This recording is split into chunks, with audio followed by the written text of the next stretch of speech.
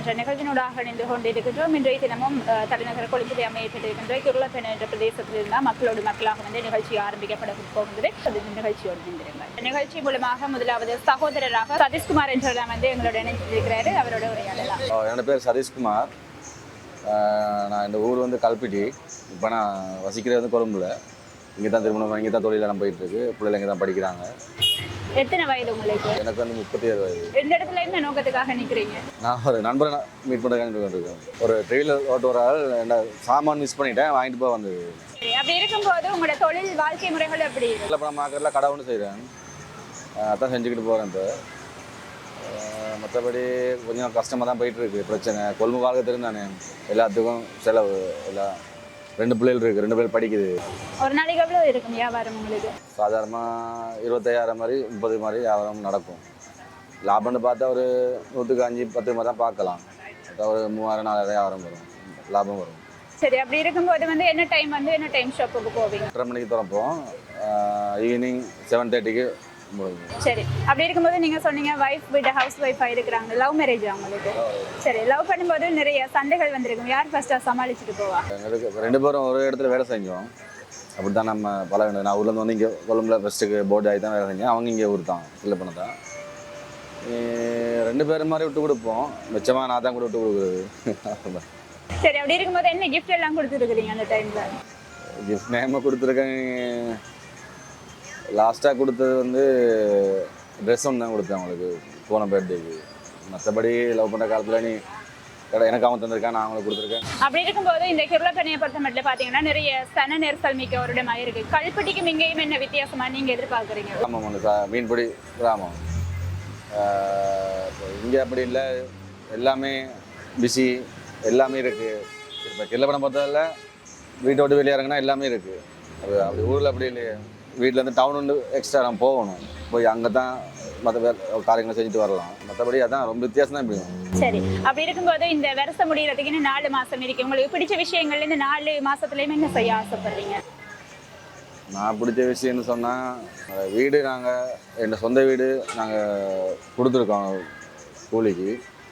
அதை மீட்டெடுக்கணும், அதுதான் மிச்சமாக இருக்குது. இப்போ சரி, ஓகே. இப்போ நிகழ்ச்சியில் ஒரு பாடல் ஒன்று ஒளிபரப்பாக இருக்கு. உங்களுக்கு பிடிச்ச நடிகர் யார்? அஜித்குமார். என்னதுக்காக அஜித்தை பிடிக்கும்? அப்படின்னு பொதுவாக எல்லாரையும் பிடிக்கும். அவரை நடிப்பாததுக்கு கொஞ்சம் அவரை இன்னும் ரொம்ப பிடிக்கும். சரி, அஜித் என்ன படம் விரும்பி கடைசியாக பார்த்துருக்குறீங்க? கடைசியாக பார்த்தது விஸ்வாசம் தான் ரொம்ப பிடிக்கும். சரி, யாருக்காக எல்லாம் பாட்டு டெடிகேட் பண்ணுவோம்? எங்கள் ஒய்ஃபுக்கு, மகள், சொந்தங்கள் அஜித்தை விரும்ப அவ்வளோ பேருக்கும்.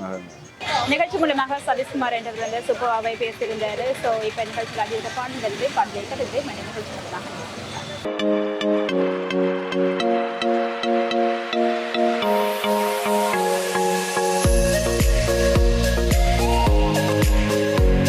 அழகான பாடலை தொடர்ந்து வேண்டிய நிகழ்ச்சிக்குள்ள வந்தாச்சு அப்படின்னு நான் சொல்லலாம். பேர் சந்தன செல்வம். எனக்கு 3 பிள்ளைங்க இருக்கிறாங்க. கல்யாணம் கட்டி இப்போ 30 வருஷம் ஆகுது. நான் ஒரு சாதாரண ஒரு சாரதி. கஷ்டங்கள் வரும்போது எனக்கு உண்மைக்கும் சொல்லப்போனால் இந்த மனைவி வந்து ஒரு நல்ல ஒரு பிடிவாதமாக உண்துறையாக இருந்தாங்க. அவங்களுக்கு நான் பாராட்டே வேணும். மனைவி அமைவதெல்லாம் இறைவன் கொடுத்தவரன்னு சொல்லுவாங்க. என் வைஃப் வந்து உண்மைக்கு கிரேட். இன்றைக்கி என் பிள்ளைங்க எல்லாம் O-level முடித்து A-level முடித்து நல்ல டெரிவேஷன் ப்ரோக்ராம் சர்டிஃபிகேட்டெல்லாம் எடுத்துருக்குறாங்க. இனியும் படிக்கிறாங்க, மேற்கொண்டு இனியும் படித்து கொண்டு இருக்கிறாங்க. சரி, நம்ம அவங்களுக்கு என்ன செய்ய இயலுமோ அதை மட்டும் நம்ம செஞ்சு கொண்டு இருப்போம். நமக்கு படிப்பு கொடுக்கலாம், படிப்பு விஷயம் மட்டும்தான் உதவி செய்யலாம். அப்போ உண்மைக்கு சொல்ல போனேன், என் வாழ்க்கையில் நான் கல்யாணம் முடித்து 2 நாள் தான் வீட்டில் இருந்தேன். மற்ற நாள் எல்லாமே 20 வருஷம் நான் கூலிக்கு தான் இருந்தேன். கூலிக்கு இருந்து இப்போ சொந்தமாக வீடு வாங்கிட்டேன். என் பிள்ளைங்களுக்கு ஆசையாக மாதிரி, அவங்க நிரந்தர மாதிரி, அவங்களுக்கு சுதந்திரமாக இருக்கிறதுக்கு ஒரு பெரிய ஒரு வீடு வாங்கி போட்டேன். அது பெரிய ஒரு கனவு, என் லட்சியம். மெயின் வந்து வீடு வாங்கணும். என்னென்னா கூலி இருக்கிறவங்களுக்கு தான் அது தெரியும். நான் கூலியிலேருந்து என் இருந்த தங்க சாமான்லேருந்து எல்லாமே பொய் சொல்ல தேவையில்லை. அதுக்கு கடினமான உழைப்பு வேணும். ஒரு இடத்துல நம்ம உழைச்சா தான் அதுக்கு நல்ல ஒரு பயணம்னு இருக்கலாம். அந்த பயணம் நான் நல்லபடியாக செஞ்சிட்டேன். என் கடினமான உழைப்பினால் என் வீடு வாசல் எல்லாம் வாங்கிட்டேன். பிள்ளைங்க படிக்கிறாங்க, பிள்ளைங்க எல்லாம் பெருசாக இருக்கிறாங்க. ரைட்டு, அவங்களோட மேற்கொண்ட படிப்பு வெளிநாட்டுக்கு போயிட்டு எல்லாம் சம்பாதிக்கணும். இதுதான் ஒரு அறிமுகத்தோட நிறைய விஷயங்களை ஷேர் பண்ணிட்டீங்க இல்லையா? ஸோ வந்து நீங்கள் சொன்னீங்க உங்களோட வைஃப் தான் சப்போர்ட்டாக இருந்தா அப்படின்ட்டு.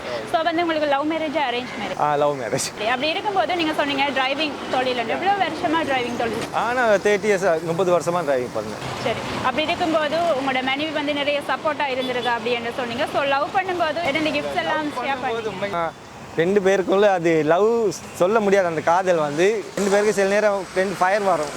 அவள் கொஞ்சம் ஃபயர் ஆக போக நான் கொஞ்சம் விட்டு போவேன், நான் கொஞ்சம் ஃபயர் ஆக விட்டு போவேன். விட்டு கொடுத்து போகிறது தான் நல்ல ஒரு வாழ்க்கைக்கு பயணம். அதுதான் இவ்வளோ நாள் நான் இந்த வாழ்க்கையில் நான் வாழ்ந்து கொண்டு இருக்கிறேன். இப்போ வரைக்கும் நான் ஃபேமிலியோடு போனால் என் பிள்ளைங்களோட வீட்டில் கொஞ்சம் வைப்பேன். ரைட், கொஞ்சம் என்ன சரி மிஸ்டேக் ஆனால் இந்த வைஃப் கத்துவாங்க. கத்த போக நம்ம பஞ்ச காதில் அடிச்சுக்கொள்வோம், நம்ம கேட்க மாட்டோம். சரி, ஓகே. அப்படி சம்டைமில் நான் கொஞ்சம் ஃபயர் ஆக போக ரைட், அவங்க பிள்ளையோட சட்டில் ஏறுவாங்க. டெடா வந்து கொஞ்சம் கோபமாக இருக்கிறாரு, நாங்கள் அமைதியாகவே சொல்லலாம். அப்படி தான் விட்டு கொடுத்து போனால் இந்த பயணம் வந்து நல்லபடியாக போகும். இப்போ எல்லாம் கல்யாணம் கட்டுறாங்க, 10 நாளே டிவோர்ஸ். அப்படி இல்லை, ஒருத்தருக்கு ஒருத்தர் நல்லா புரிஞ்சுக்கொள்ளணும். புரிஞ்சு கொண்டு விட்டு கொடுத்து போனால் தான் அந்த பயணம் நல்லா பயணமாக போகலாம், வைக்கலாம். அந்த கடவுள் கூட நமக்கு ஒரு நல்ல ஒரு கிஃப்ட் ஒன்று கொடுப்பாரு. சரி, வைஃப் சமைக்கிற சாப்பாடுல என்ன சாப்பாடு விரும்பி சாப்பிடுவீங்க? உண்மைக்கு எனக்கு பிடிச்ச சாப்பாடு எல்லாமே செஞ்சு கொடுக்குறா. அது வைவர்னு சாப்பாடு இருக்குது. மெயின் வந்து எனக்கு பால் ரசம், பால் ரசத்தோட மற்ற மீன் பொரியல், கணவாய் பொரியல் பற்றி அது செஞ்சு கொடுப்போம். அதை நான் விரும்பி சாப்பிடுவேன். என்ன பேர் வைஃப்? என் வைஃப்ட பேர் வந்து ராதிகா. ராதிகா. சரி, ராதிகா என்ற வைஃபுக்காக நிகழ்ச்சியில் ஒரு பாடல் ஒன்று ஒளிபரப்பாக இருக்கு. உங்களுக்கு பிடிச்ச நடிகர் யார்? நமக்கு பிடிச்ச நடிகரை வந்து பழசுலேருந்து சொல்லி போய்கொண்டு இருக்கலாம் சார். சந்தன செல்வம் என்ற ஐயா வந்து ஒரு அறிமுகத்துக்குள்ள நிறைய விஷயங்களை ஷேர் பண்ணியிருந்தார் இந்த நிகழ்ச்சி மூலமாக என்று சொல்லலாம். ஸோ நிகழ்ச்சியில் இப்போ பாடல்களை தொடர்ந்து மீண்டும் நிகழ்ச்சி மூலமாக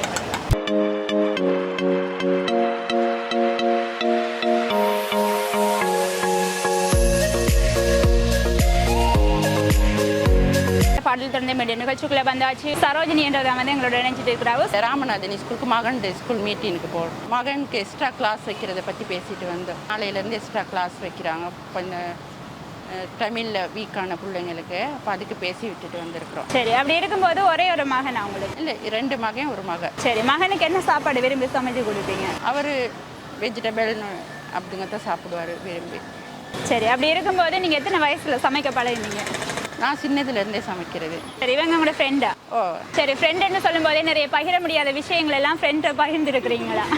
என்னென்ன விஷயங்களை பகிர்ந்துருக்கிறீங்க? அவர்கிட்ட சொல்லுவாங்க, அப்போ அதுக்கு நான் ஹெல்ப் பண்ணுறது. இந்த வாழ்க்கையில் வந்து காசு தான் மக்களோட வாழ்க்கையை தீர்மானிக்குது. ஸோ அதை பற்றி நீங்கள் என்ன நினைக்கிறீங்க? அதுக்கு போதிய வாழ்வாதாரம் வேணும் வாழ்கிறதுக்கு. உங்களுக்கு பிடிச்ச நடிகர் யார்? நான் பெருசாக விஜயகாந்த், அவங்க ரஜினி, அப்படி அவங்களோட இது நல்லா பார்க்குறது. சரோஜினி முடிஞ்சு இப்போ வந்து சரோஜா தான் நடத்துகிற வந்து நிகழ்ச்சியில் இணைஞ்சிட்டு இருக்கிறாரு. அப்படி இருக்கும்போது உங்களோட சொந்த இடம் கிருளப்பேனா? என் சொந்த ஊர் வந்து நான் டயகமாக கல்யாணம் முடிச்சு இங்கே வந்தேன். நான் மெரின் பண்ணி 2003 மெரின் பண்ணேன். பிள்ளைகள் எத்தனை? 3 பேர் இருக்காங்க. 3 பேர் இருக்கிறாங்க. அப்படி இருக்கும்போது ஸ்கூல் மீட்டிங்காக போயிட்டு வாரீங்க அப்படின்னு சொன்னீங்க. சரி, அப்படி இருக்கும்போது பிள்ளைகளை வந்து படிக்கணும் அப்படின்னு சொல்லி ஒரு அம்மாவா நிறைய தியாகம் செய்திருப்பீங்க. எப்படி ஃபீல் பண்ணுறீங்க அதை? எனக்கு இப்போ பிள்ளைங்களுக்கு கிளாஸ் எடுக்கிறது அப்படி ஒரு சந்தோஷம். ஏன்னா எங்களோட இப்போ அவங்க முன்கொண்டாந்து பிள்ளைங்களுக்கு படிக்கிறதுக்கு ஒரு டீச்சரை போட்டு அப்படி அதுக்கு முன்னே அவங்க அதை செஞ்சுருந்தாங்கன்னா எங்களோட மகனும் அப்படி படிச்சிருப்பாங்கன்னு சொல்லி நான் நினைக்கிறேன். ஏன்னா அவங்க அதை முதல்ல செய்யலை. எங்களோட மூத்த மகன் இந்து காலேஜில் தான் படித்தார். ஹஸ்பண்ட் கூலி வேலை தான் செய்கிறார். சரி, ஓகே. அப்படி இருக்கும்போது இன்றைக்கி என்ன சமையல் வீட்டில்? இன்னும் சமைக்கவே எடுக்கலை, இன்னும் போயிட்டு தான் சமையல். சரி, என்ன சாப்பாடு விரும்பி சமைச்சு கொடுப்பீங்க பிள்ளைகளுக்கு? பிள்ளைங்க விரும்பி சாப்பிட்றது ரைஸ் சாப்பிடுவாங்க, அப்படி ரொட்டி அப்படி அப்படி விரும்பி தான் சாப்பிடுவாங்க. சரி, ஓகே. அப்படி இருக்கும்போது நீங்கள் வந்து வீட்டு வேலைகளையும் தாண்டி சமையல் வேலைகளையும் தாண்டி வீட்டில் பொழுதுபோக்கான டைமில் என்ன செய்வீங்க? நான் சும்மா வேலைக்கு போயிட்டு வர்றது, சும்மா அந்த சமையல் வேலைகளை போயிட்டு வர்றது, அப்படி தான் அதுலேயே டைம் போகுது இல்லையா? சரி, உங்களுக்கு இலங்கையில் பிடிச்ச இடம்னு சொல்லி எந்த இடத்துக்கு ட்ராவல் பண்ணியிருக்கிறீங்க?